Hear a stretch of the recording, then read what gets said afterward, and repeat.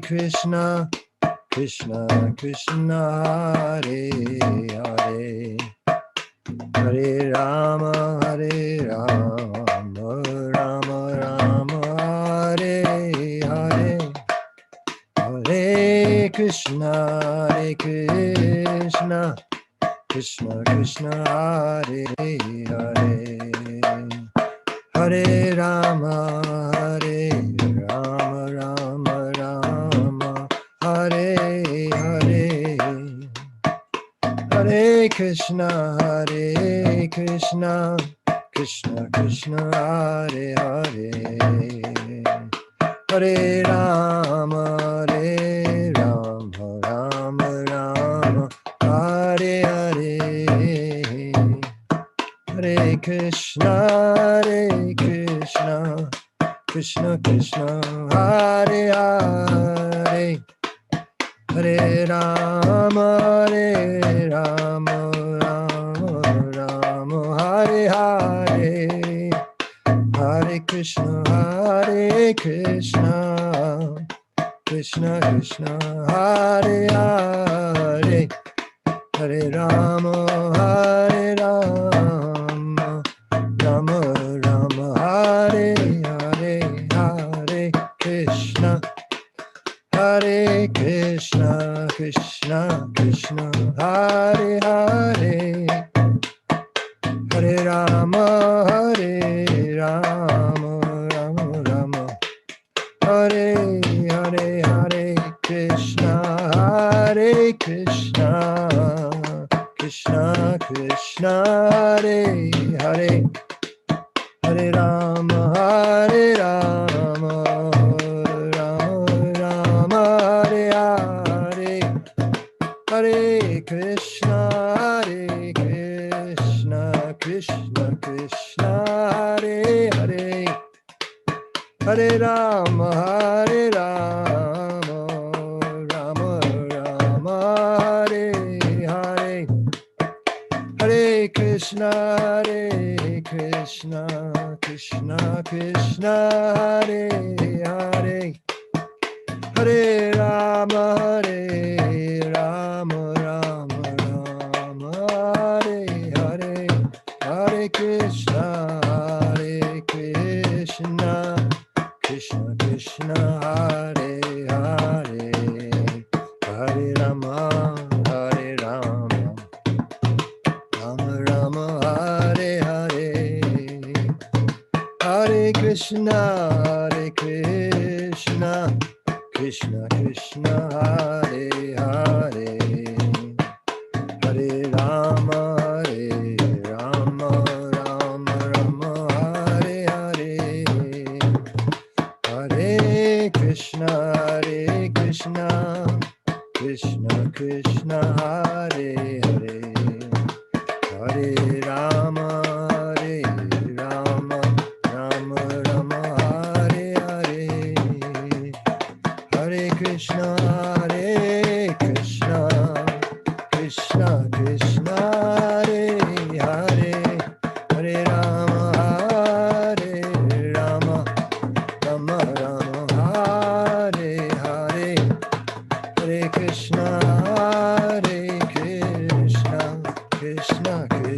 Hare Hare, Hare Rama, Rama Rama, Hare Hare, Hare Krishna, Krishna Krishna, Hare Hare, Hare Rama, Rama Rama, Hare Hare, Hare Krishna, Krishna Krishna, Hare Hare, Hare Rama, Rama Rama, Hare Hare. Jai Om Vishnupad Paramahansa Paripurvajaka Acharya Ashtottara Sri Srimad A.C. Bhaktivedanta Swami Maharaj Prabhupada Ki Jai, Ananta Koti Vaishnavrinda Ki Jai, Namacharya Srila Haridas Thakur Ki Jai. Prem Sakaho Shri Krishna Chaitanya Prabhu Nityananda Shri Advaita Gadadhar Shri Vasadi Gaur Bhaktivinoda Ki Jai Sri Sri Radha Krishna Gopinath Sham Kund Radha Kunikiri Govardhan Ki Jai Vrindavan Tham Ki Jai Navadip Tham Ki Jai Jagannath Puri Ki Jai Ganga Mai Ki Jai Jamuna Mai Ki Sri Devi Ki Jai Bhakti Devi Ki Jai Samaveta Bhaktivinoda Ki Jai. All glories to the assembled devotees. All glories to the assembled devotees. All glories to the assembled devotees. Gaur Premanande. Hari Hari Bo. Thank you very much, Maharaj. Thank you very much, Ekendra Prabhu, and thank you, dear devotees, for joining this evening as we continue on Srimad Bhagavatam. So today's verse is verse number 42. That's 2-642. If you're following along, we have it pasted in the chat. And feel free to participate. Thank you. Hare Krishna. Thank you, Madan Gopal Prabhu. Om Namo Bhagavate Vasudevaya. Om Namo Bhagavate Vasudevaya. Om Namo Bhagavate Vasudevaya.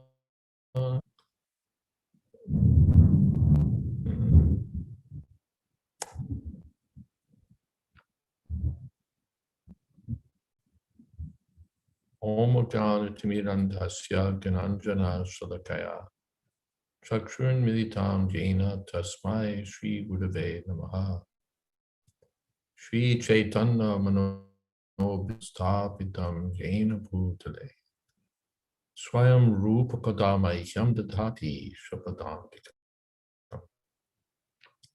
Bandehang Shri Guru Shri Jatapam Shri Gurun Vaishnavamscha Shri Vagrajatam Shahagana Raganatan Vitam Stam Sajivam Sadvaitam Savadutam Pradeshana Sahitam Krishna Chaitanya Devam Shri Radha Krishna Padam Shahagana Lalita Sri Vishakam Vitamstra He Krishna Karuna Sindho Dina Bandho Jagatpate Gopesha Gopika Kanta Radha Kanta Namostute Tapta Kamshana Gaurangi Radhe Vrindavaneshwari Vrishabhanu Sute Devi Pranamami Hori Priye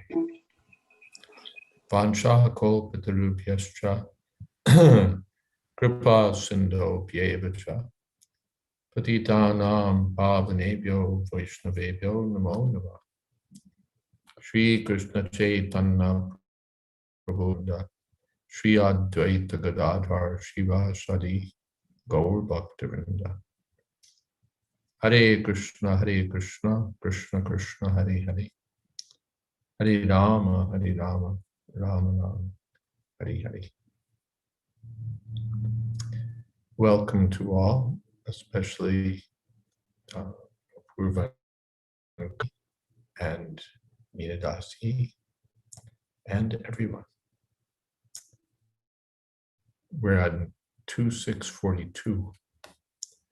Adyo Vatara Purusha Parasya Kala Sarasan Manascha Travyam Vikaro Guna Indriyani Virat Swarat Stasnu Charishnu Punaha.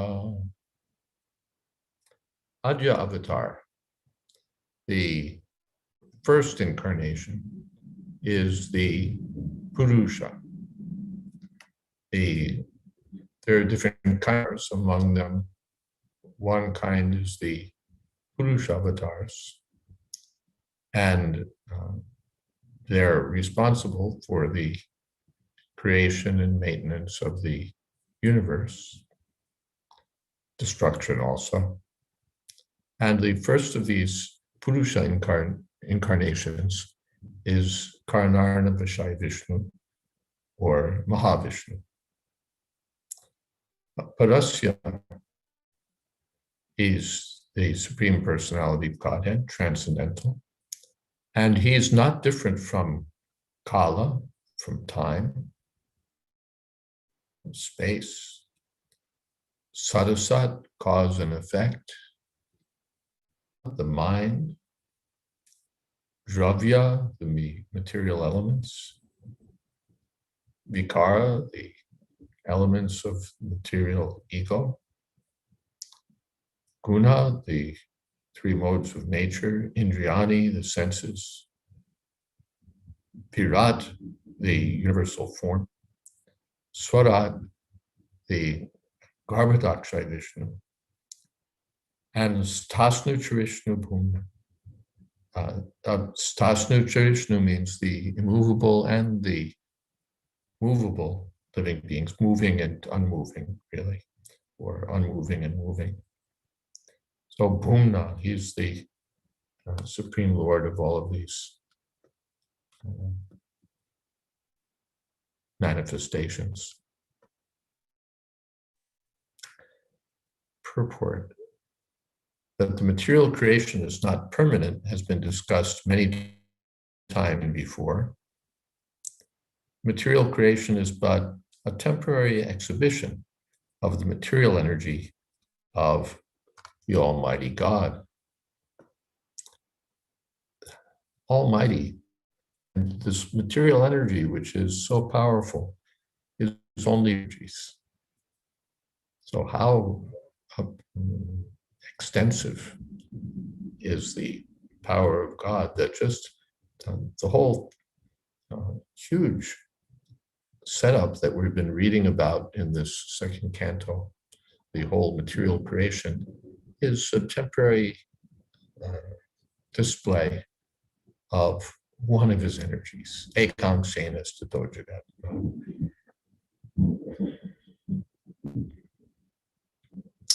This material manifestation is necessary to give a chance to the conditioned souls who are unwilling to associate with the Lord in the relationship of loving transcendental service.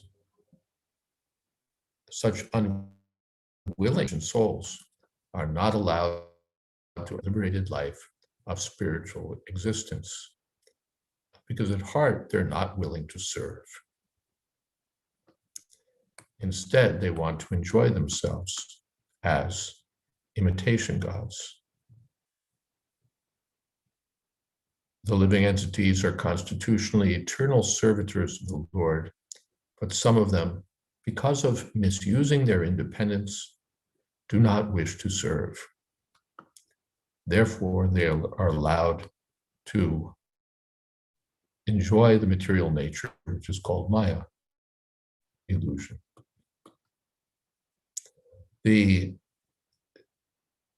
Our material condition is, just in a nutshell, how Srila Prabhupada, this is essentially his core teaching of what our situation is, what our problem is.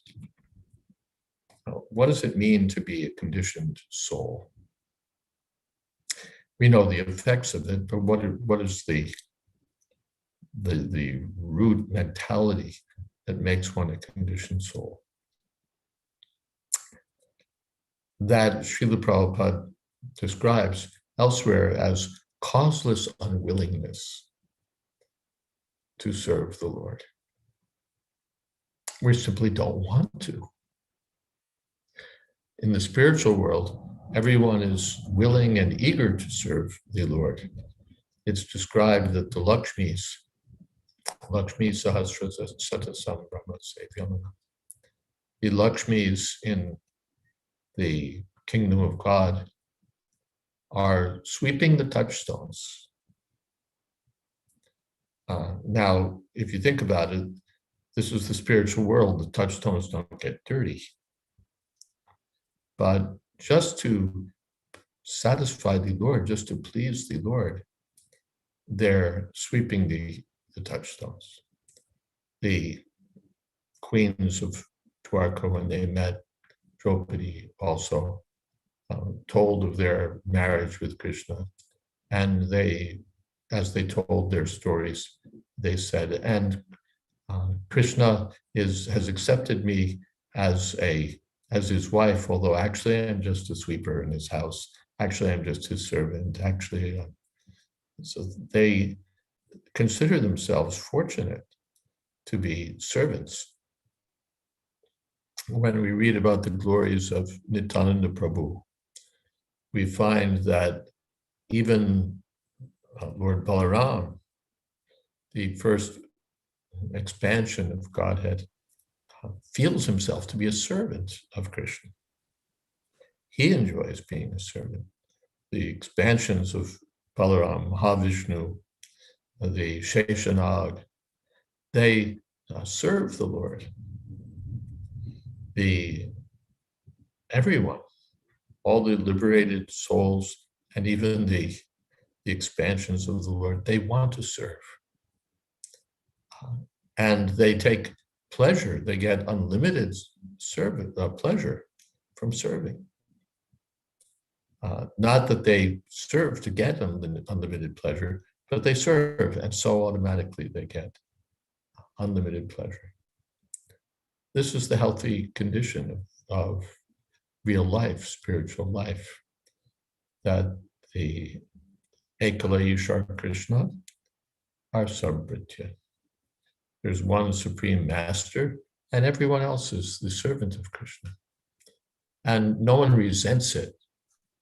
You don't get like a French Revolution in some corner of the spiritual world. Why should Krishna? No one's resentful. Everyone's happy. Yes. Praharshi Yashyami Sanata Jivita. Jumunacharya, I think he prays that when I'm in the service of the Lord, I'll feel exceedingly happy. Just as a dog who has a master feels happy, I'll feel happy. When I can always be engaged as his servant. Then my mind, which is always running this way and that way, will be peaceful. When will I be situated as his eternal servant? Then I'll be completely happy. This is the happy situation of the spiritual sky, that Krishna is the master, everyone's the servant, and therefore everyone is completely joyful, blissful. But because Krishna is totally independent, the living entities have slight independence, and there are those who misuse that independence. Actually, the Prabhupada says they're at heart not willing to serve. Even extra make a show. Yes, we're servants of the Lord. There was one. Those who are old enough, might remember that there was one Adelaide Stevenson, who ran for president, and his wife said, "I knew that he decided to run when he called up and told me to get the children dressed for church." So some formal or external willingness to serve, but not really. Not really. Really, I want to serve my senses. I want to serve my senses. And the so-called religion is just cheating. Koitava Dharma. I make a show of Dharma, I make a show of religion, but the purpose is sense gratification. It's not loving service. At most, it's an unloving service, or generally it's just a social formality or tradition, but at heart, I want to be the center. At heart, I want to be the center. Why should Krishna be the enjoyer? Why shouldn't I enjoy? Or it's extended, why shouldn't we enjoy? Why does Krishna have to enjoy? So this resentful unwillingness to serve Krishna is the cause of material existence. What is that in Prema Vivarta, Srila Prabhupada quotes?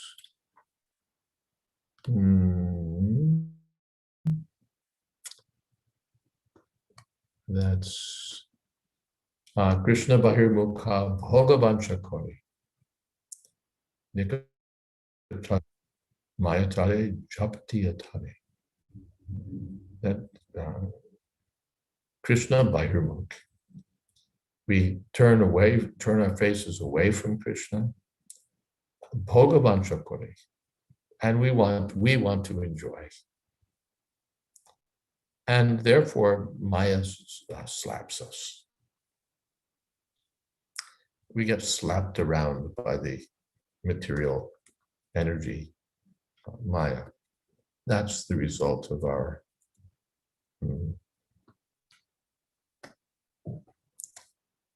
project for enjoyment, yes.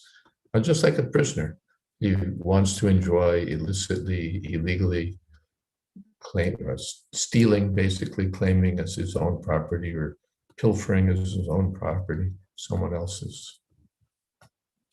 So then he's put in jail and bashed by the police.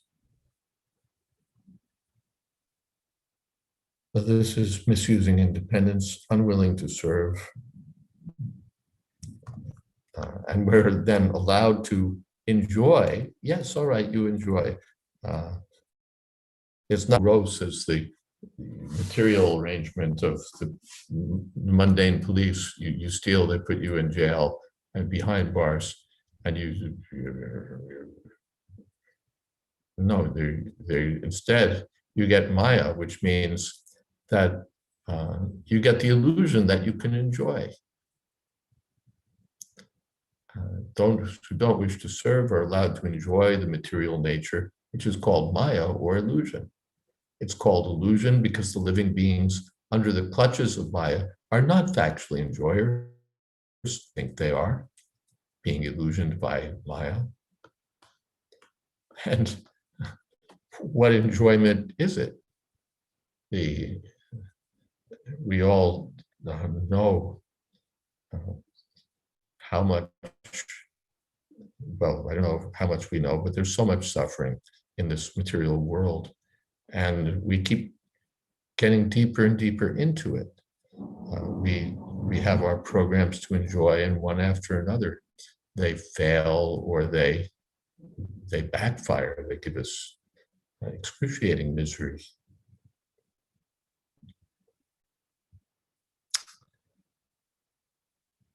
The illusion living beings are given chance at intervals to rectify their perverted mentality of becoming false masters of the material nature. Yeah, even if we somehow get on top of it and we become masters of the universe, we're thrown out. You become Indra, you become Brahma, you get tossed, or you become a big man of this world. You get tossed. First we get subjected to old age with all its cruelties, and then we die, or we get cut off early. So we're given a chance at intervals to rectify our mentality. We're imparted lessons from the Vedas about our eternal relationship with the Supreme Lord. Vedaischa sarvairaham eva Veda. Now there's a comment in the chat box. Let's look at it. It could be said that we in the material world are the failed French revolutionaries of the spiritual world.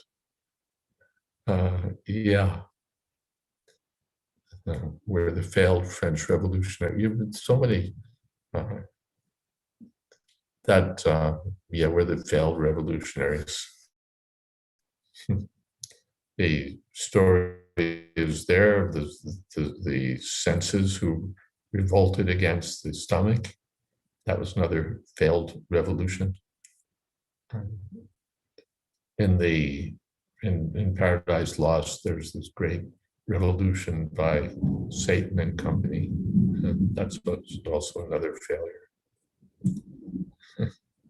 French Revolution, American Revolution, Bolshevik Revolution. It seems that the American Revolution was a great success because we got democracy and we can enjoy and da-da-da-da-da-da. America, so many hundreds of years later, that is to say, 300 or 400 years later, is on top of the world. But that's not going to last either. This revolution it's also failed in so many ways, although we're in America. It's not that, yes, we got our independence from Britain and therefore we're all in ecstasy. We have to suffer so much. So sometimes the revolutions fail and then there's purges and people are purged and tortured and so on.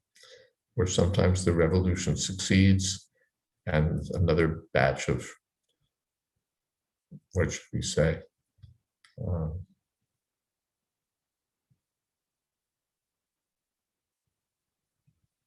I don't know what names to call them, but the new batch of exploiters come in. Those who were the freedom fighters become the next enemies of freedom.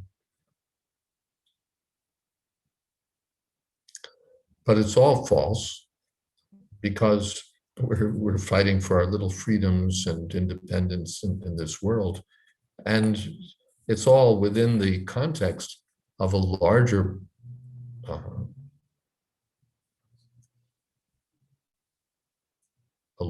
project in which we're trying to be absolutely independent. And that absolute independence doesn't work. We're trying to, maybe it's not philosophized quite so much, we want absolute independence. We just want life, liberty, and the pursuit of happiness without God. Or with God as a sort of an option or an add-on or a feature. But not heart and soul service to God. That we don't want. That we don't want. We want peace. We want ethical conduct. We want do unto others as you would have them do unto you. We want why can't we all get along? We all want a nice, happy world, but it doesn't work because the basic substratum of the thing is illusory.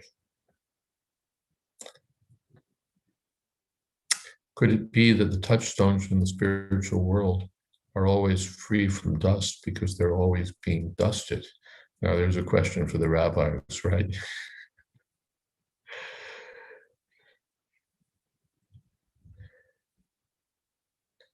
You can say this, that the spiritual world is completely pure because the attitude or the mood of devotional service prevails there. It's the place of complete purity. That whole description is there of the cleansing of the Gundicha temple, where the temple becomes as pure as the heart of the pure devotee. So in the spiritual world, finally the world is the world of consciousness. Wherever you go, it's really the consciousness that makes the place. If you go to a place where everyone's mean to you and they treat you in a negligent fashion or nasty fashion, then it may be a palace, it may be the weather is fine, maybe everything wonderful, but you want to get out as quickly as you can because people are so nasty. And when people are very nice and warm and welcoming, and then you feel like, oh, such a nice place, even though it's maybe a very humble village. So it's the consciousness that creates the place, really. The holy places are holy because of the holy association. So the spiritual world is that place where everyone is in pure consciousness. So everything is there. Everything there is pure. The touchstones are pure. They themselves are conscious. And they're all pure devotees. So they want to serve. And the Lakshmis also want to serve. So they're redundantly cleaning the dust from the touchstones. So the spiritual world is, yes, the dust also wants to serve, yes. The dust also, it does. Krishna comes home at the end of the day and the dust gets kicked up by the cows and it creates part of the paraphernalia of Krishna, part of the scene of his wonderful return to Vrindavan at the end of the day. That dust. And the devotees are worshiping the dust. Since the time of Krishna, that dust is still there in Vrindavan. And devotees worship the dust. Well, the dust is always associated with the lotus feet of Krishna. Vrindavan dust. So the whole spiritual world is existing on the plane of pure consciousness. And the whole material world is resting on the plane of polluted consciousness, or the consciousness distorted by illusion. So the temporary creation of the material manifestation is an exhibition of the material energy of the Lord. And to manage the whole show, the Supreme Lord incarnates himself as Karnarna Vashaya Vishnu, just as a magistrate is deputed by the government to manage affairs temporarily. Prabhupada gave the example, which I've seen, of the Kumbh Mela. There are millions of people who gather for the Kumbh Mela, especially at Prayag. And to manage those people, you can't have the local Prayag police department. So they basically set up a whole police presence at the Kumbh Mela grounds. There, what would you call them? Whole divisions of police with checkpoints and a big police headquarters and everything. Big arrangement. And quite effective, also well managed. There's always some problems, but basically there's law and order. So many police and so many barricades and for the safety of the pilgrims and this and that and this and that. And after the Kumbh Mela is over, the whole thing dissolves. The whole thing is merged back into the police services of Uttar Pradesh. So something like that, the Karnadaksha Vishnu is deputed. The Lord deputes himself in the form of Mahavishnu to glance over the material energy, Saikshata. In the first canto of the book, we've already discussed this to some extent in explaining the verse, Jagarhe Purusham Rupa, where the incarnations are mentioned, listed one after another, third chapter. So the beginning is Jagarhe Purusham Rupa, Purusha avatars. The duration of the illusory play of material creation is called a kalpa. And we've already discussed that the creation takes place in kalpa after kalpa. By the potent activities of Karnadaksha Vishnu, the complete ingredients of creation are manifested, namely time, space, cause, result, mind, the gross and subtle elements, their interactional modes of nature, goodness, passion, and ignorance. Then the senses and their source, the universal form, gigantic reservoir source. Then the second incarnation, Garbhodakshay Vishnu, and all the living beings moving and standing, which all come out of the second incarnation. So all of these are manifested, and they're just manifestations of the Lord's potencies.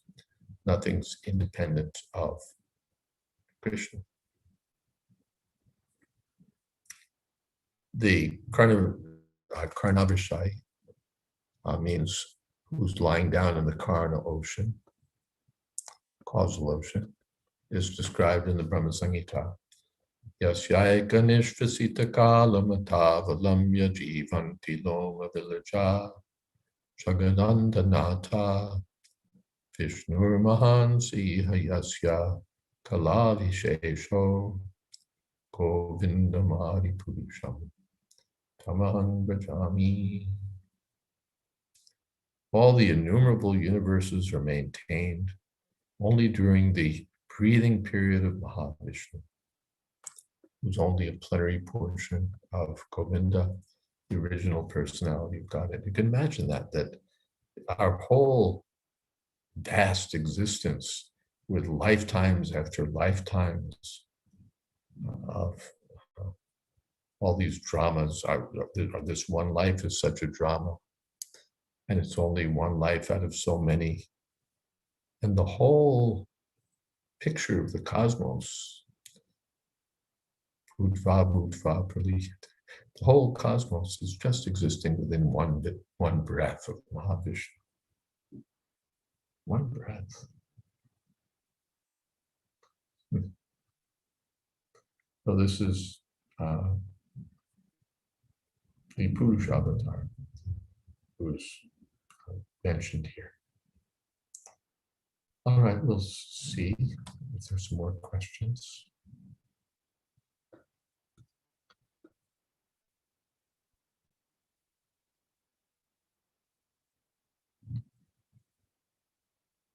Have we more questions? Perhaps not. More comments?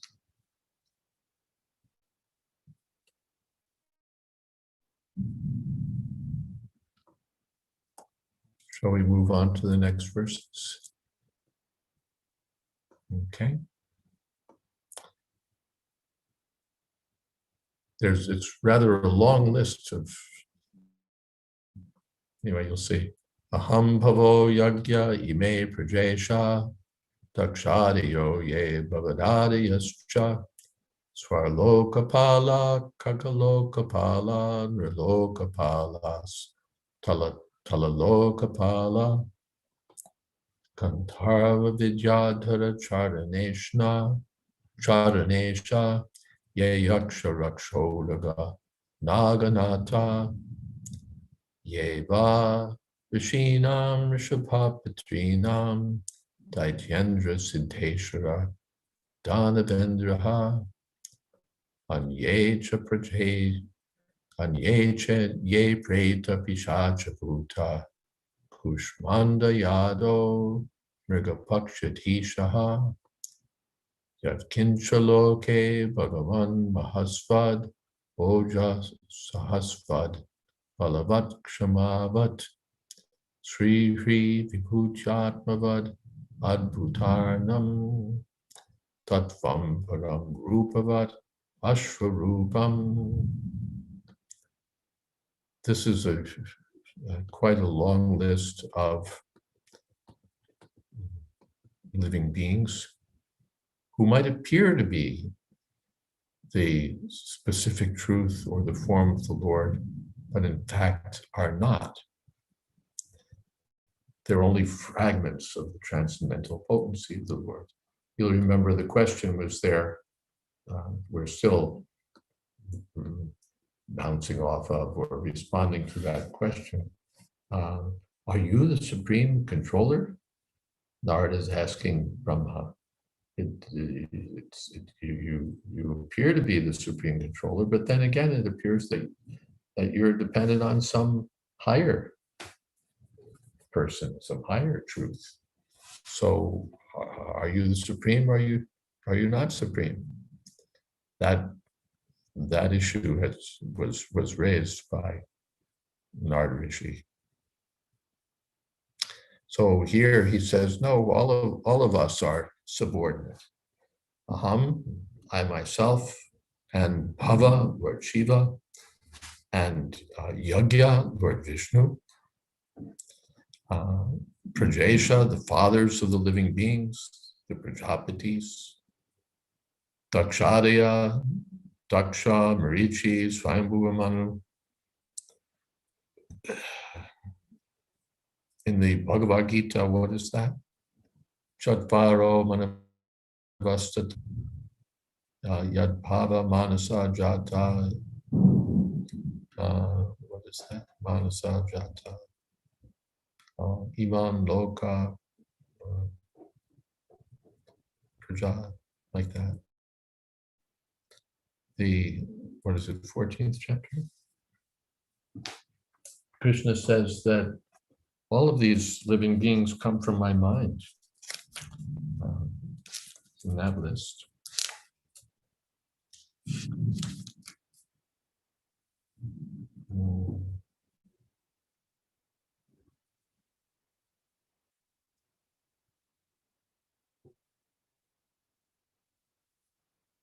Where is that? I'm sure we can get it from Praveen. Manasajata. Oh, 10th chapter. That's where it is, of course.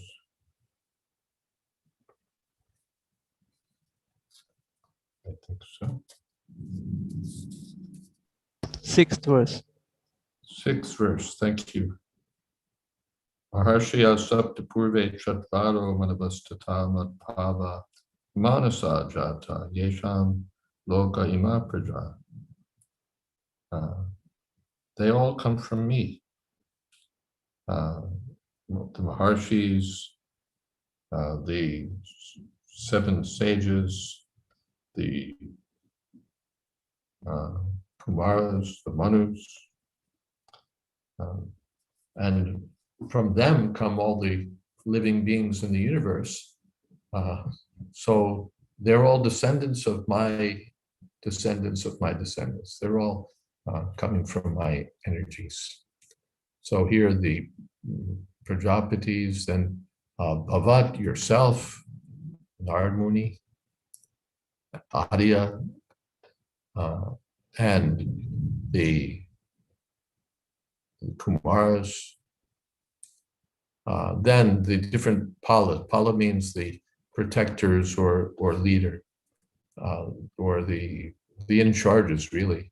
Just like Krishna is Gopala, he's the protector of the cows, so he's the leader of the cows. Then there's so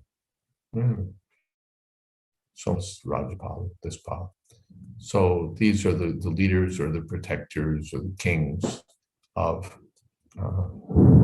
different places. Svarlokapala, the leaders of the Kagalokapala, leaders of the space travelers, and Rilokapala, the leaders of mankind. Rilokapala, the so-called kings of the world.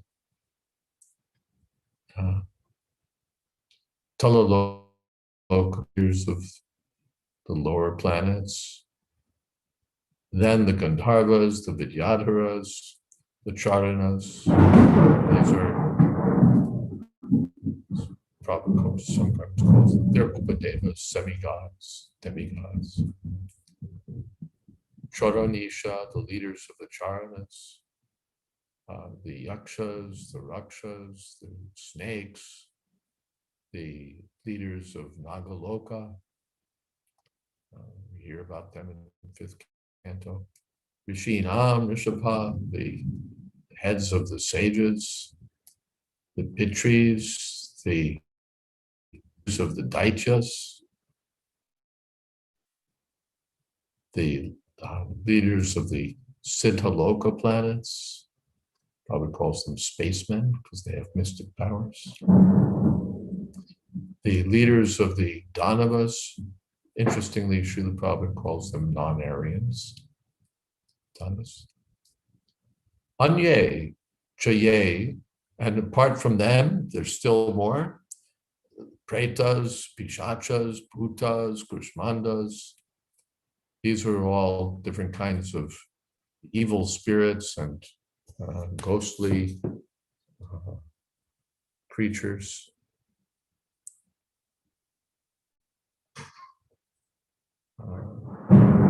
Yada, Mriga, Pakshi Adhisha, the aquatics, the animals, the birds and the chief birds, the giant eagles. Yatkim Cha, and whatever else there is. Yatkim Cha, just Yatkim Cha, Drigatyam, Yatkim Cha, whatever else there might be. Loke in this world. Bhagavat, possessing power. Mahasvat, special power. Oja Sahasvat, specific mental and sensual dexterity or power. Palavat, strength. Kshamavat, forgiveness. Shri, Vibhuti, beauty. Shri means modesty. Riches. Atmavat, intelligence. Adbhuta, Arnam, Tattvam, Param Rupavat. They might seem to be the supreme form, but Ashwarupam, they're not. They're not the supreme form.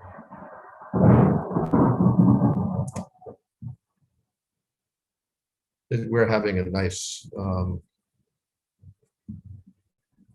thunderstorm here in Gainesville today. Quite powerful, these thunderbolts. One time I was in Philadelphia when we had our BTG house there, and the thunderbolt hit a tree just practically, it sounded as if the roof had been hit when this tree was hit. It was so powerful. And the finally actually got hit twice, once in one storm and then one later. And in the later storm, it was hit so hard that basically whatever sap it had in the tree, it all be like boiled, and the tree just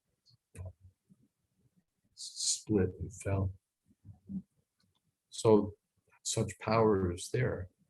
And therefore, sometimes we find that there are people who consider the controller of the thunderbolts to be supreme.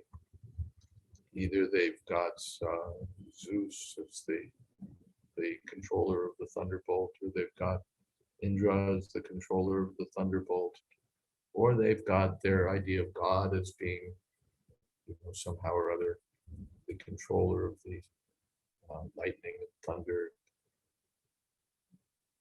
But even if we think that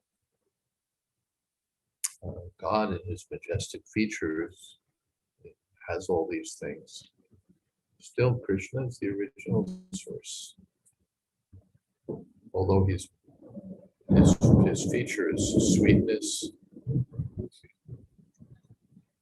Indra showed all of this kind of stuff in the huge display of power. Hail and rain and thunder and lightning. And Krishna, he's just playing as a child. And he says, as Prabhupada said, that Indra, to deal with you is the business of my little finger. The business of my little finger. So he lifted the Govardhan hill to protect the devotees. And Indra was eclipsed.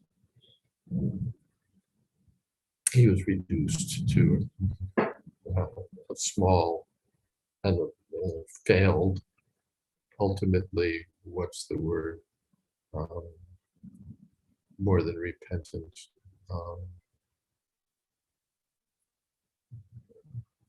Ashamed and repentant creature who approached the Lord with Surabhi, my Lord, please forgive me. Such a big controller, but he's nothing compared to Krishna. So are there some other comments or questions or what have you? Let's see where we are. Yeah.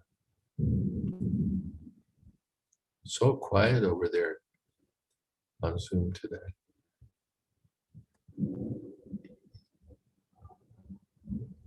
Even Athena's not asking any questions. Mark this day on your calendar. The day Athena had no questions.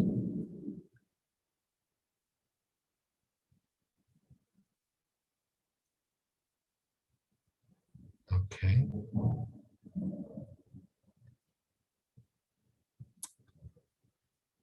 Shall we, let's see how long this purport is, how far we can go.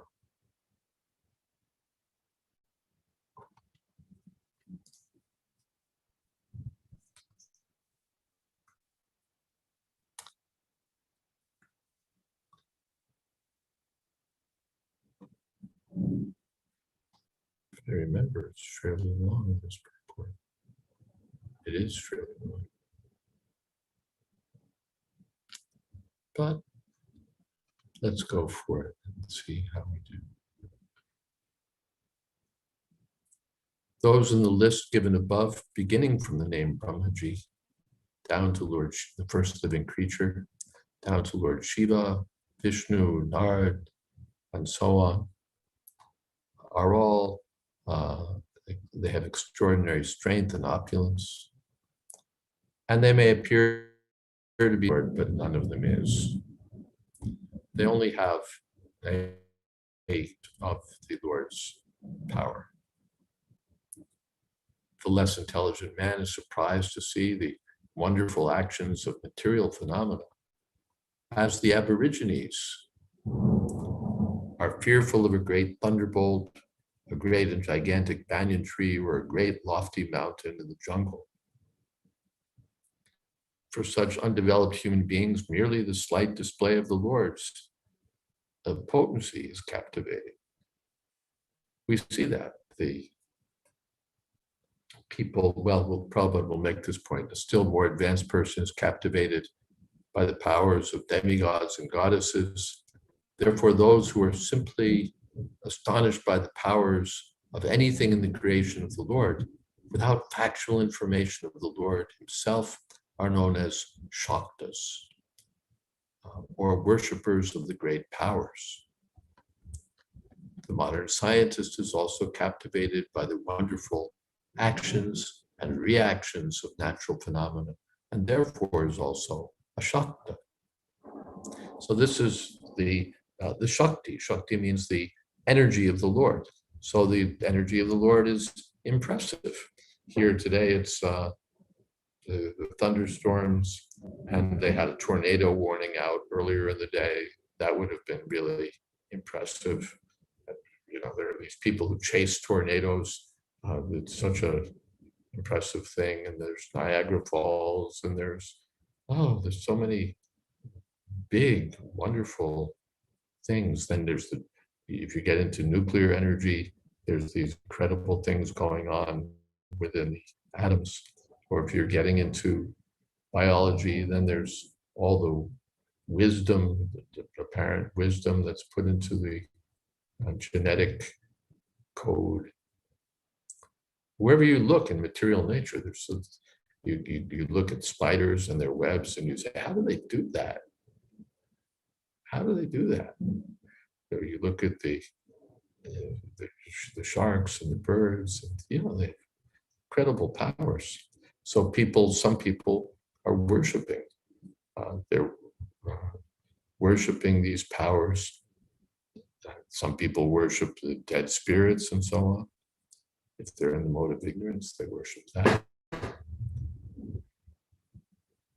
So the modern scientists are captivated by the workings of nature.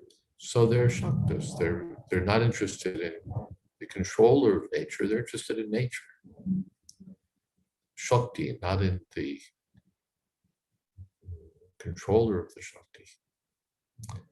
So they're called, these lower grade persons gradually rise to become Soryas, worshippers of the sun, Ganapatyas, of people, Janata, Janardana, Ridra Narayan, in the form of Ganapati, and then rise to the platform of worshiping Lord Shiva in search of the ever-existing soul, then Vishnu, the super soul, without any information of Govinda, Lord Krishna, the original Lord. These are the Panchapasana, Panchapasaka devotees, worshiping various demigods who have some power.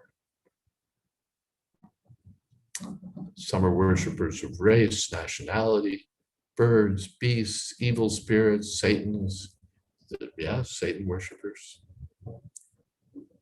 The general worship of Shanidev, Lord of distressful conditions, and Sitala Devi, the goddess of smallpox, is also common among the mass of people. Villagers find this. And many foolish men worship the mass of people or the poor class of men. Don't worship God. My religion is to serve the poor. So different persons, societies, and communities worship some of the potent manifestations of the Lord, wrongly accepting the powerful object as God. But in this verse, it's advised by Brahmaji, none of them is the Supreme Lord. They're only borrowed plumes from the original Almighty Lord. Borrowed plume means like you've got a hat, and but it's just plain. So you want to have some like feathers or something to decorate it, but it's borrowed. It's not yours. When the Lord advises in the Bhagavad Gita to worship Him alone, it's to be understood that worshiping Lord Krishna includes worshiping all who are mentioned above, because He, Krishna, includes everyone. Let's see. Now the questions have come.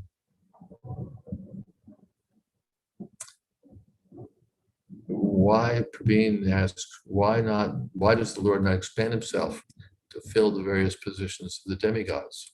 Certainly worshiping Him, although with material desires, is better than worshiping other living entities. Well, He has expanded Himself as the demigods. We heard that earlier in the verses, that Krishna says, I'm this and this and this and this, it's all me. So the demigods are also Krishna in the sense that they're agents of Krishna, as the Viceroy is also the manifest representative of the king. So worshiping the demigods, Krishna says, those who are worshiping the demigods, Yepyanya Devata Bhakta Yajante Shraddhayanvita, faithfully worshiping the demigods. Tepi Mam Eva Kontya, they are just worshiping me.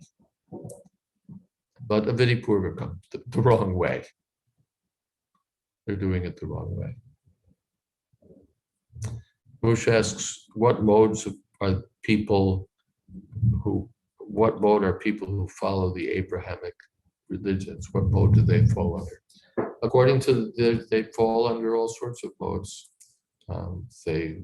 According to what their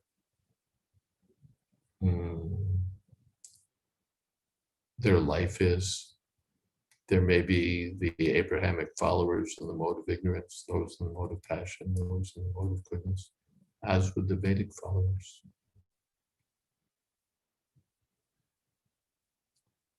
Seems easier to appreciate the Shakti because it's visible, but the Shakti man is adhokshija. Does the worship of or appreciation in awe naturally lead one to inquire about the Supreme Creator? If not, what stops this progression? Yes, it should naturally, but what stops us? Duskrita. Duskriti, a background of rebellion, of sinful activities, of impious activities, and what Prabhupada calls stubborn obstinacy. We don't want to acknowledge the Supreme Lord. We're unwilling. You argue with someone who's an atheist, and your point one is leading to the next, to the next, to the next, but it's going to finally reach God, so he snaps back and he wants to fight, one of your earlier premises, because he just cannot accept that there's a supreme Godhead to whom he's obliged to render service, or for whom it's natural for him to render service. He wants to be independent. He's unwilling at heart to serve. And you can't force him. I just don't believe it. I just don't want to. I just not interested. I just leave me alone, all right? It's your crutch, blah, blah, blah. He just doesn't want to serve. That's the impediment.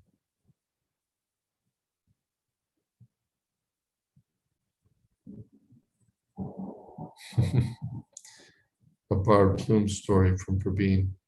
We heard that it's a plume from a peacock and then dances, becomes famous, and proud of his one Bard Plume. Yeah. Let's see if we can finish the purport. It'll take us a couple minutes over, but we can do it. When the Lord is described as formless in the Vedic literature, it's to be understood that all forms, like those mentioned above, which are within the experience of universal knowledge, are different exhibitions of the Lord's transcendental potencies only. None of them factually represents the transcendental form of the Lord. But when the Lord actually descends to the earth or anywhere else within the universe, the less intelligent mistake him to be one of them. They imagine transcendence to be formless or impersonal. Actually, the Lord is not formless, nor does he belong to any of the multi-forms experienced within the universe. One should try to know the truth about the Lord by following the instruction of Prabhupada. They think the impersonal absolute is the thing, and then when Krishna, who's the Brahmanohi Pratishtaham, the basis of the absolute, when he appears, they think, oh, he's just an ordinary human being, or the total of ignorance projected on Brahma. So many ways. But if we follow in the footsteps of Brahmaji, we can appreciate the personality of God. And we will stop here at 9:01. Thank you all very much. Hare Krishna. Glories to Srila Prabhupada. Hare Krishna. Thank you very much, Maharaj. And thank you, dear devotees, for joining today. So we'll continue on Wednesday. On Wednesday, we have the last verse of this chapter. So we'll continue there, and then we can move forward from there. So please do join us on Wednesday. And we'll be signing off in just about a minute. Thank you very much, Maharaj. Hare Krishna. Hare Krishna.